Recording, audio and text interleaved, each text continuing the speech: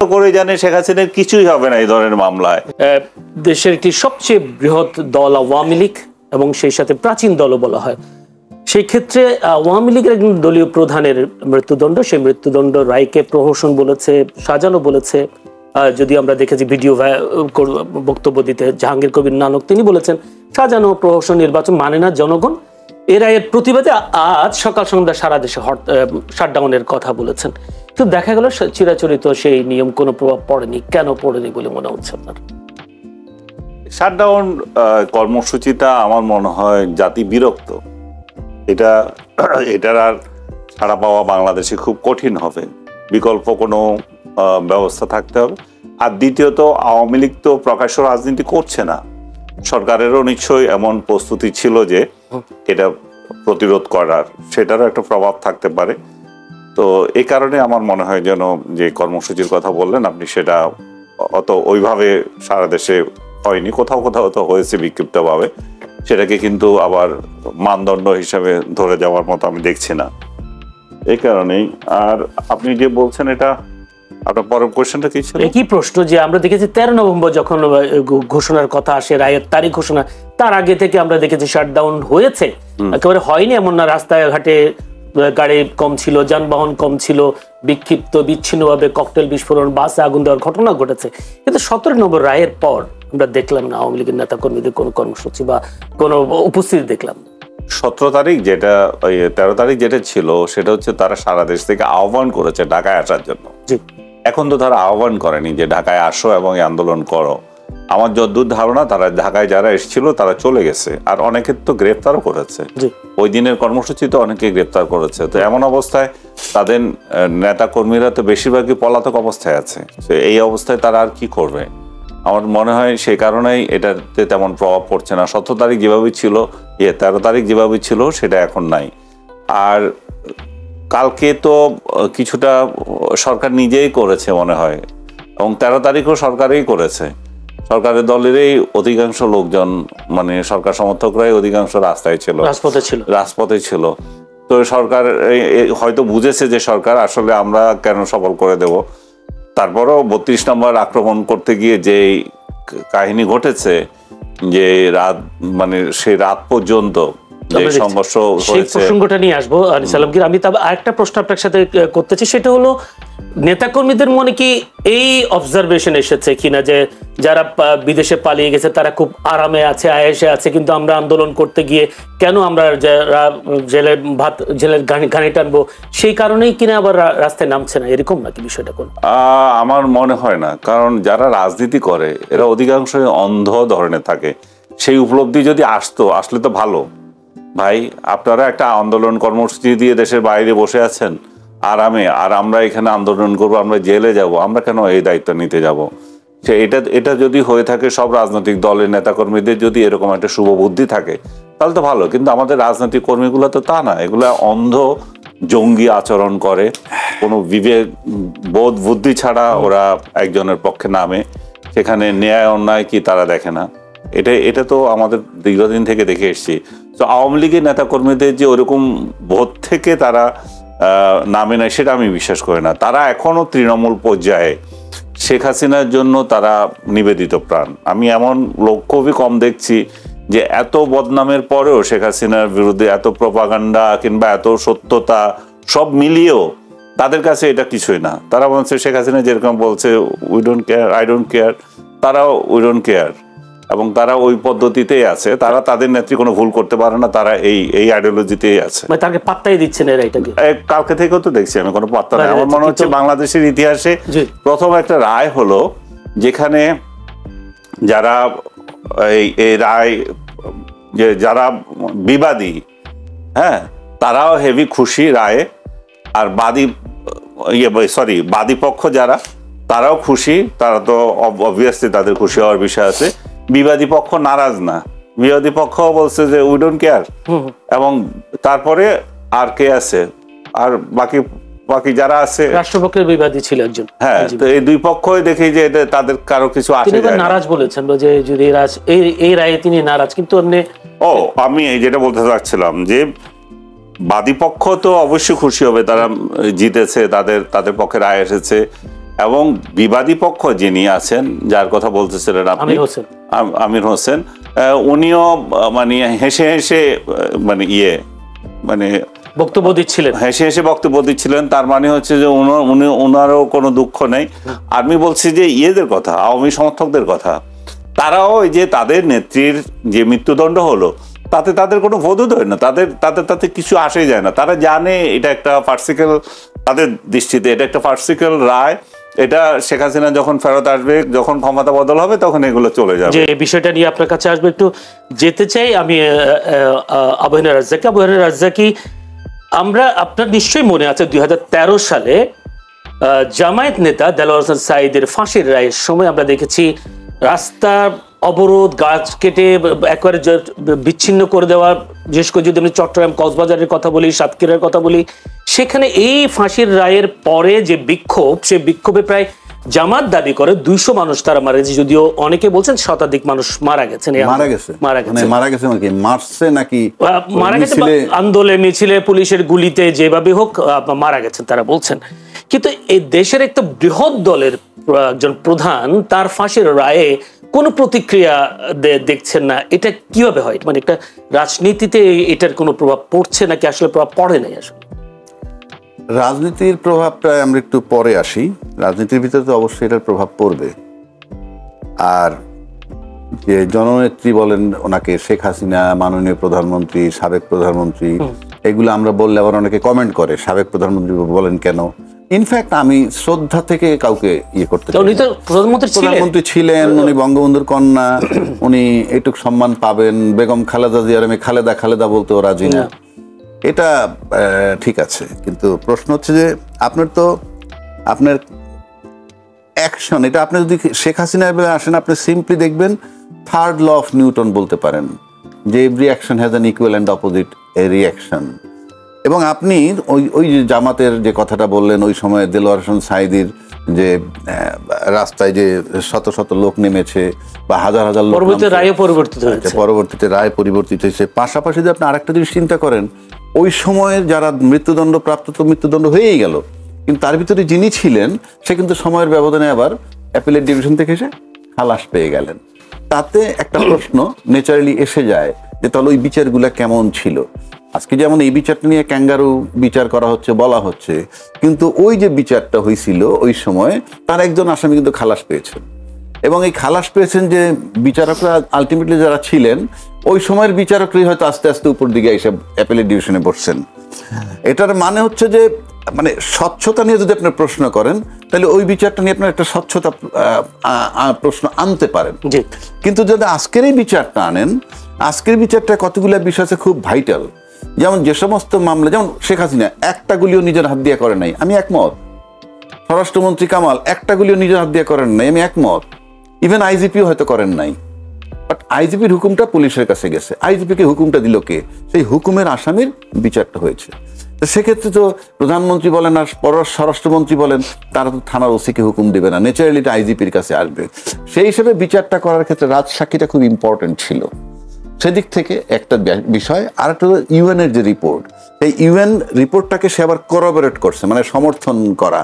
মানে এগুলো বিচারের দিক থেকে মোটামুটি আমি বলবো, আমি তো আর ভিতরে লয়ার ছিলাম না, তো মোটামুটি স্বচ্ছ বলে। এখন ন্যাচারালি উল্টা দিকের যিনি লয়ার আছেন, উনি যে বলছেন সঠিক বিচার হয় নাই, আপিল করলে খালাস হবে, আমি একমত, উনি বলতেই পারেন। আর এটা আপিল করার জন্য স্কোপ হইলো ওনাকে এসে আপিল করতে হবে উইদিন 30 days। এখন আসলে আপনার প্রতিক্রিয়াটা যদি আপনি লক্ষ্য করেন, 13 তারিখ কিন্তু একটা ডেট দিছিল কি রায় কবে দিবে সেইটা নির্ধারণ করার জন্য। তার মানে কি, আমার কাছে মনে হচ্ছে যে আদালত বলেন, সরকার বলেন, স্বরাষ্ট্রমন্ত্রী বলেন, নিরাপত্তার তারা বোধহয় একটা টেস্ট কেস করছেন যে 13 তারিখ আমরা দেখি প্রতিক্রিয়াটা কি হয়। এবং এই 13 তারিখ দেখার পর কিন্তু ওই দিন যদি ভালো ব্যাপক প্রতিক্রিয়া হইতো, কারণ আমাদের দেশের রাজনৈতিক প্রতিক্রিয়ার শর্তই হইল ভাঙচুর, জ্বালাও পোড়াও, আর কোনো কথা নাই। ভাঙচুর, জ্বালাও পোড়াও ম্যান্ডেটরি।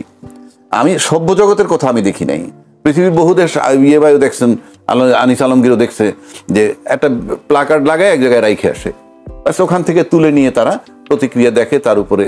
কিন্তু আমাদের দেশে এইটা 13 তারিখ যখন ব্যাপকতা লাভ করেনি, 17 তারিখ ডেট দিয়ে দিছে। ওই দিন যদি ব্যাপকতা লাভ করতো তাহলে হয়তো ডেটটা আরেকটু পিছাইতেও পারতো। সুতরাং প্রতিক্রিয়ার দিক থেকে আপনি এটা খুব ভালো প্রতিক্রিয়া হয় নাই, যেটা ভাঙচুর যেটা বলার। এবং এক্ষেত্রে মানে শেখ হাসিনা বঙ্গবন্ধুর কন্যা 16টা বছর শাসন করছেন। আজকে দেখলাম একটা পত্রিকা আসছে, আমার দেশ পত্রিকায় 230 বছরের ইতিহাসে উনি দ্বিতীয় মহিলা সরকার প্রধান যার মৃত্যুদণ্ড হলো। এখন আপনি আসেন কি মানে প্রতিক্রিয়াটা, এখানে মনে করেন সবার আগে ডিমোরালাইজড হয়ে গেছে স্বয়ং শেখ হাসিনা। কারণ কোথাও তার আমি একটা প্রশ্ন করি, যে আমরা যখন শেখ হাসিনা ক্ষমতায় ছিলেন, তার আশেপাশে মন্ত্রী বা এমপি যারাই ছিলেন, কিংবা যারা স্বতন্ত্র প্রার্থীতে হয়েছে নির্বাচিত হয়ে এসছেন আওয়ামী লীগের, তাদের তো আমরা অনেক বক্তব্য শুনতাম, শেখ হাসিনার গায়ে আঁচড় পড়লে আমরা একেবারে জীবন দিয়ে দিব, এই করব ওই করব, অনেক কিছু করবে। কিন্তু দলীয় প্রধানের একজন রায়, সেই রায়ের প্রতিক্রিয়ায় তেমন কোনো না আসা, প্রতিক্রিয়া না আসাটাকে আপনি কিভাবে দেখছেন? আমার প্রশ্নটা ওই জায়গায়। প্রশ্নটা হলো এই জন্য যে একটা কথিত কথা আছে না, যে বালুর ট্রাক সরাইতে পারে নাই বেগম খালেদা জিয়ার সামনে থেকে দীর্ঘ 14 বছরে একটা বালুর ট্রাক সরাইতে পারে নাই। একইভাবে যদি আপনি দেখেন যে শেখ হাসিনা যে পরিমাণ, আনিস আলমগীর অনেক জায়গায় বলছে 2 কোটি কর্মী আছে, অনেকে বলছে অনেক কর্মী আছে, এবং ইউনূস সরকার এমন একটা সরকার, আমি একেবারে মোটামুটি আমার দেখা এক্সপেরিয়েন্স, প্রশাসন তাকে কোঅপারেট করে না, একান্তই যেটুক না পারতে সেটুক করে। রাজনীতিবিদরা তেমন কোনো মানে কোঅপারেশন তাকে করে নাই। তা সত্ত্বেও, এবং আপনি নিশ্চিত থাকেন বিনা বিচারে হত্যা নাই, আয়নাঘর নাই, ক্রস ফায়ার নাই, এটা নিশ্চিত হওয়ার পরেও কর্মীরা যখন বের হইতে পারে নাই, এটার মানে হচ্ছে নাম্বার 1 তাদের মোরাল কারেজ নষ্ট হয়ে গেছে। মোরাল কারেজ এমন একটা জিনিস, ওই আমাদের সাথে অনেক লোকেরই তো কথা হয়, আওয়ামী লীগের বলেন বা বিএনপির বলেন, কথায় মোরাল কারেজ নষ্ট হয়ে গেছে। এবং যে জিনিসটা ভাবছিল যে এই বোধহয় চলে গেল, ইউনূস সরে গেল, এই বোধহয় নির্বাচন চলে আসলো, এবং নির্বাচন হলে কারা সরকারে আসবে সেটা তারা জানতো, সেই সরকার আসলে যে তাদের জন্য সহায়ক হইতো, ইতিমধ্যে তা প্রমাণিত হয়ে গেছে। কিন্তু দিনে দিনে যাইতে যেতে হঠাৎ দণ্ডটা যখন হয়েই গেল, একেবারে দাপাস করে তারা ডিমোরালাইজড হয়ে গেছে। এখন মানসিক বল তাদের প্রতিদিন কমতে থাকবে, আমি আপনাকে বলছি। বাড়ার কোনো স্কোপ নাই, কারণ আপনি এই সুযোগে যখন কিছু করতে পারেন নাই, দেয়ার ইজ নো চান্স। 1 নম্বর, এই যে সে ডিমোরালাইজড হয়ে গেছে, এবং সে ডিমোরালাইজ হওয়ার কারণে এখানে বর্তমানে গত 17 মাসে আমরা যাদের বডি ল্যাঙ্গুয়েজে যে সমস্ত রাজনৈতিক দলের দেখছি যে তার পক্ষপাতিত্ব করতে চায়, রাষ্ট্রপতি অপসারণ হয় না, এইসব বিষয়গুলো যদি সব আপনি মিলান, আবার আমি এটা আলোচনা করছি, কেউ কেউ বলছে ইনক্লুসিভ নির্বাচন, ইয়েস ইনক্লুসিভ নির্বাচন মানে আওয়ামী লীগ সহ, এই বলাটা অপরাধ না। কিন্তু আপনি যদি চক্ষু বন্ধ করে ভাবেন, তাহলে কি হয়, এই জুলাই এই কেলেঙ্কারির সময় আপনি ইনক্লুসিভ নির্বাচন চাচ্ছেন, এটা কিছুটা মনে হয় না যে ওই যেহেতু সরকার বলছে রায় না হওয়া পর্যন্ত নির্বাচন কি কার্যক্রম স্থগিত থাকবে, তখন তো মনে হয় তারা জুলাই চেতনার বিরুদ্ধে যাচ্ছে। এইরকম যারা করতেছেন তারাও ডিমোরালাইজড হবে, বিকজ এমন একটা জায়গায় এখন এই আওয়ামী লীগকে নিয়ে কেউ নির্বাচনে আনতে চাচ্ছে কিনা এরকম কিন্তু এমন কথা আসছে, ইনক্লুসিভ নির্বাচন চাই, কিংবা বন্ধ ব্যান্ড করাটা, আমি ব্যান্ড করার পক্ষে বিপক্ষে বলছি না, যে আমরা ব্যান্ড করবো কেন, জনগণের ব্যাপার, সরকারের ব্যাপার, সেটাই বলছি। এই কারণে বলছি ডিমোরালাইজড হয়ে গেছে। এবং এই ডিমোরালাইজের সাইড এফেক্ট কি জানেন? এখানে আমার প্রশ্ন হচ্ছে কারণটা কি? আমার প্রশ্ন ছিল এটা, যে কারণটা কি, তারা যারা বিদেশে বসে আরাম করছেন, নেতাকর্মীরা কারাবন্দী হচ্ছেন, সেই কারণে ডিমোরালাইজ হচ্ছে। না, সেই কারণটা তো এখন অ্যাড হবে। এতদিন মনে করেন একটা হোপ ছিল, আমার নেত্রী আছে, কেউ কিছু করতে পারবে না, যখন এটা হয়ে গেছে তখন এখন এই নানান কোশ্চেন আসবে, হাউ লং আমরা সাফার করব। কারণ এখানে যারা আটকা পড়ছে তাদের কাছ থেকে টাকা XYZ-রা নিয়ে তাদেরকে কিছু সেভ করছে, থাক আমরা দেখবো, ওখান থেকে তারা টাকা হারাইছে, এখন তারা ডিমোরালাইজ হয়ে গেছে, আমাদের আর হোপ নাই। শুধু তাই না, এই মৃত্যুদণ্ড হওয়ায় তার আশেপাশে অন্য দেশে তার সারাউন্ডিং যারা আছে তারাও এখন ডিমোরালাইজড হয়ে যাবে, এবং তারা চিন্তা করবে এই যে এখান থেকে সরে যাব কিনা, কারণ নিরাপত্তার অভাব বোধ করবে সবাই। সেই জায়গাটা একটু আসবো আপনার কাছে, আমি একটু আনিস আলমগীরের কাছে আবার একটু যেতে চাই। আনিস আলমগীর, অ্যাডভোকেট আবহিনা রাজাকে একটু করে বলার চেষ্টা করেছেন যে বিএনপির বিরোধী যারা, তাদের পক্ষ থেকে বারবার একটি কথাই বলা হতো যে তোমরা এমন নেতাকর্মী যারা খালেদা জিয়ার বাসার সামনে থেকে ট্রাক সরাতে পারোনি, কিংবা তোমরা মিছিল করে তোমরা কারাগারে দিয়ে এসছো বেগম খালেদা জিয়াকে। এই বয়ানটা এবার শেখ হাসিনার বিরুদ্ধেও ওঠার সুযোগ আছে, হলো কিনা, যে আওয়ামী লীগের প্রতিক্রিয়া না হওয়ার কারণে? না, আমি সেটা মনে করছি না। কারণ রাজ্জাকি সাহেব যে বারবার বলছে ডিমোরালাইজড হয়ে গেল, তাহলে আমাদের ঘটনাগুলো বিশ্লেষণ করতে হবে। কেন এটা কি ডিমোরালাইজড ওনার মনে হচ্ছে? এটা ডিমোরালাইজের কোনো ঘটনা না। আপনি যদি খেয়াল করে থাকেন যে খালেদা জিয়ার মামলার কথা আপনি উদাহরণ দিচ্ছেন, সেই সময় প্রতিক্রিয়া কি ছিল? তেমন কিছু তো হয়নি। খালেদা জিয়া জেলে নিয়ে গেছে না, সাজা দিয়ে দিছে না, কিন্তু প্রতিক্রিয়া কেন হয় নাই? কারণ এই রাজনৈতিক দলের কর্মীরা জানে এগুলা অর্থহীন, খালেদা জিয়ার কিছুই হবে না এগুলা দিয়ে, তাদের মধ্যে সে মনোবল আছে। কিছু হয়নি মানে তাকে 2 বছর জেলের একটা কিছু হয়নি হয়েছে, কিন্তু তারা তাৎক্ষণিক, আপনি তো চাচ্ছেন যে তাৎক্ষণিক কিছু হয়নি কেন? জি, তাৎক্ষণিক হয়নি এই জন্যই যে তারা এমনিতেই রাজপথে নির্যাতিত, তাদের উপর কি না হয়েছে, ভুয়া মামলা দিতে দিতে তো শেষ করে দিয়েছে। সেই পর্যায়ে তারা রাজপথে নামাতো হয় জেলে যাওয়া নয় গুম হওয়া, এরকম পরিস্থিতি ছিল। এই পরিস্থিতিতেও তারা যেটুকু করার সেটুকু করেছে, কিন্তু তারা কি সবাই রাস্তায় নেমে জীবন দিয়ে দেবে এটাই আশা করে কেউ? না, করে না। কিন্তু তারা সেটার প্রয়োজন মনে করে না। কিন্তু আপনি উদাহরণ যেটা দিচ্ছেন সেটা হচ্ছে সাইদির ঘটনা, যে এরশাদ আমলও কিন্তু একই ঘটনা ঘটেছিল, এরশাদের ক্ষেত্রেও সেটাও একই রকম প্রতিক্রিয়া, আহামরি কিছু হয়নি। শেখ হাসিনার ক্ষেত্রে যেটা হচ্ছে সেটাও আহামরি কোনো প্রতিক্রিয়া হবে না, কেন হচ্ছে না? এবং আপনারা এগুলো উদাহরণ দিচ্ছেন জামাতের আমলে যেটা হয়েছিল, জামাতের আমল মানে জামাতের ক্ষেত্রে যেটা ঘটেছিল, যে যুদ্ধাপরাধীদেরকে যখন বিচার করা হচ্ছিল, একের পর এক ফাঁসি হচ্ছিল, তখন এটা ক্লিয়ার বার্তা ছিল এরা আর টিকবে না, এদেরকে ফাঁসি হয়ে যাবে।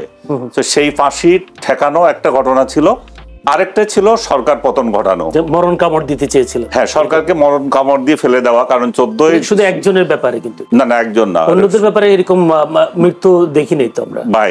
কারো ফাঁসির রায়ের পরে এতগুলো মানুষ, ঠিক আছে, একটা ঘটনা দিয়ে তো তারা বুঝেছে যে পারবে না। এই ঘটনা দিয়ে তারা যখন পরাজিত হয়েছে, তারা দেখেছে যে সরকার পতন ঘটানো এত সহজ না। তারা যে শুধু সাইদি সাহেবকে মুক্ত করতে চেয়েছে প্রতিক্রিয়া দেখে সেটা না, তাদের আলটিমেট উদ্দেশ্য ছিল সরকার পতন ঘটানো। এবং সেটা নিজামীর ক্ষেত্রে হয়েছিল, সালাউদ্দিন কাদের চৌধুরীর ক্ষেত্রে হয়েছিল, কাশেম সাহেবের ক্ষেত্রে হয়েছিল, কোনোটা কম আন্দোলন হয় নাই। কিন্তু মূল বিষয় দাঁড়িয়েছিল যে তেরোর যেটা হয়েছিল সেটা অন্যদের মাত্র ছিল না, কারণ এটা দুইটা একযোগে যোগ হয়েছে। একটা হচ্ছে সাইদি সাহেবকে প্রতিক্রিয়া দেখানো, আর একটা হচ্ছে যে এটাকে যদি সরকার যদি পতন ঘটাতে পারি তাহলে কিন্তু আর কোনো বিচার এগুলো হবে না, এবং আলটিমেটলি সেটা কিন্তু প্রমাণিত হয়েছে। এখন শেখ হাসিনার ক্ষেত্রে আপনি সেটা কিভাবে আশা করছেন? ওরা তো কেয়ারই করে না, ওরা তো বলছে উই ডোন্ট কেয়ার। এরা তো খুব ভালো করে জানে শেখ হাসিনার কিছুই হবে না এই ধরনের মামলায়, এই ধরনের রায়তে, কারণ শেখ হাসিনা আছে একটা নিরাপদ জায়গায়। সেই জায়গা থেকে তাকে আনার কোনো সাধ্য কি কারো আছে? এবং বাংলাদেশ যদি আরো 14টা চিঠিও দেয়, ভারত কি এটা কোনো প্রতিক্রিয়া দিচ্ছে? ভারত বলছে নোটেড, দেখেছি, হ্যাঁ আমরা এটা দেখেছি। ভারত কি বলছে আমরা দিব না দিচ্ছি, কিসে বলেন নোটেড, তার মানে আমি তোমার এটা দেখলাম, এটার কোনো গায়ে মাখার কিছু নাই। সো